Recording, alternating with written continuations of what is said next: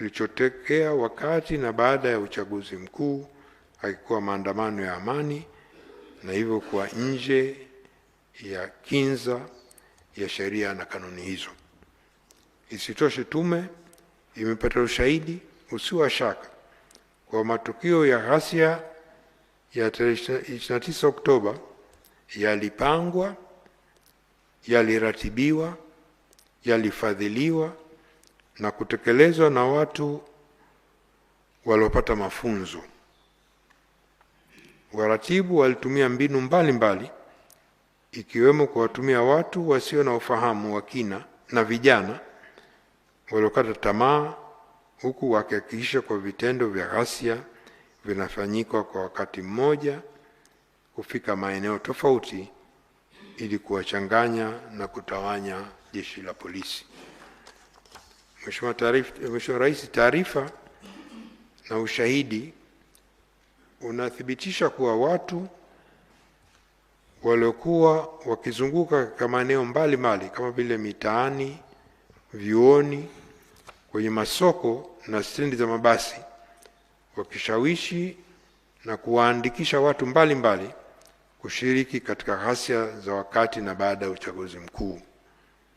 Mfano, watoto wanaoishi katika mazingira magumu, waendesha pikipiki na wajasiriamali wadogo walieleza kuwa walipewa fedha kati ya shilingi 10,000 hadi shilingi 50,000, ni waliahidiwa ajira na maisha bora.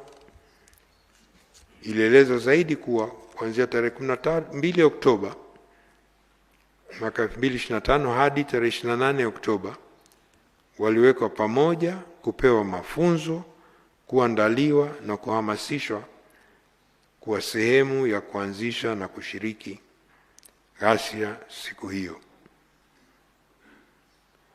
Aidha, ilibainika kuwa makundi yaliyoshawishiwa ndio wahusika zaidi katika ghasia, wakati wahusika wakuu wa ghasia na waratibu hawakuwepo kwenye maeneo ya matukio, hali iliyochangia kwa kasi kikubwa kutokamatwa kwao, huku wengi na waliokamatwa wakiwa na wananchi wa kawaida, wakiwemo wafuata mkumbo au kushawishiwa kwa malipo kidogo au hadi ya kunufaika na mabadiliko yaliyopangwa bila kuwa na uelewa wa malengo halisi ya wahusika wa maandamano.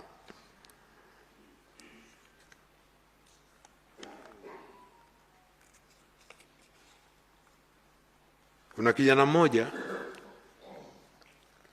Usariva, Arusha, kwa miaka 16, alishawishiwa, alipewa shilingi 50,000 ashiriki, na walimwahidi, na kwa maneno yake walimwahidi watampa shilingi 500,000 akishiriki, na kwa ushahidi wake anasema walinipa mchongo utakaonitoa kwenye umaskini. Huyo ni mmoja tu katika mashahidi ambao wamekuja mbele ya tume kuelezwa namna walivyorubuniwa ili kushiriki kwenye ghasia. Kutokana na ushahidi na taarifa na maoni yaliyopatikana, tume inabainisha na imeainisha kwenye ripoti yake Mheshimiwa Rais mbinu 16 zilizotumika na wahusika wakuu na waratibu kufanikisha ghasia za wakati na baada ya uchaguzi mkuu.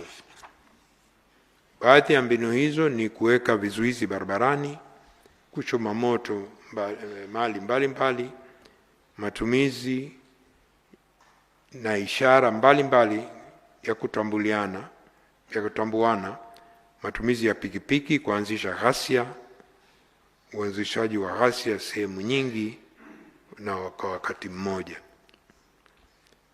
Lengo, Mheshimiwa Rais, kwa mujibu wa ushahidi uliowasilishwa kwenye tume na maelezo tulioipata, ni kwa matukio yale yalikuwa na malengo makuu yafuatayo.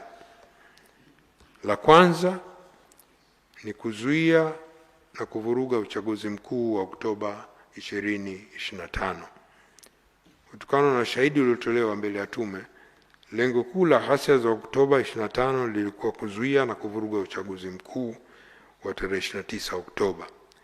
Lengo hili linadhihirisha kupitia vitendo mbalimbali wafanya ghasia, ikiwemo kuharibu vituo vya kupiga kura, kushambulia askari kwenye vituo, mawakala na wasimamizi wa uchaguzi, kuharibu mali za wasimamizi wa uchaguzi, vitishio, madhara na mashambulizi dhidi ya wananchi waliojitokeza kupiga kura, kupora mali za wasimamizi wa kupiga kura, na pia kuna ushahidi kwa wale wamepiga kura na bado walikuwa na vidole vyenye alama ya wino, kukatwa vidole vyao au kujaribiwa kukata vidole vyao, na wengi wao walipa fedha ili wajinusuru kufanyiwa hivyo.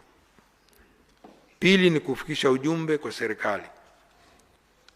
Kupitia ushahidi, taarifa na maoni, imekuwemo majadiliano na wataalamu wa uchumi. Inaonekana kuwa kupitia ghasia za uchaguzi mkuu, vijana walioshiriki walipata mwanya wa kufikisha ujumbe kwa serikali kuwa wanataka kusikilizwa na kutatuliwa changamoto zao zinazowakabili. Ilibainika kuwa waratibu wa ghasia walitumia malalamiko ya wananchi dhidi ya serikali wakati wanawashawishi kushiriki kwenye ghasia. Lengo la tatu kwa walioshiriki ni wizi na uporaji. Kwa jibu wa ushahidi, taarifa na maoni,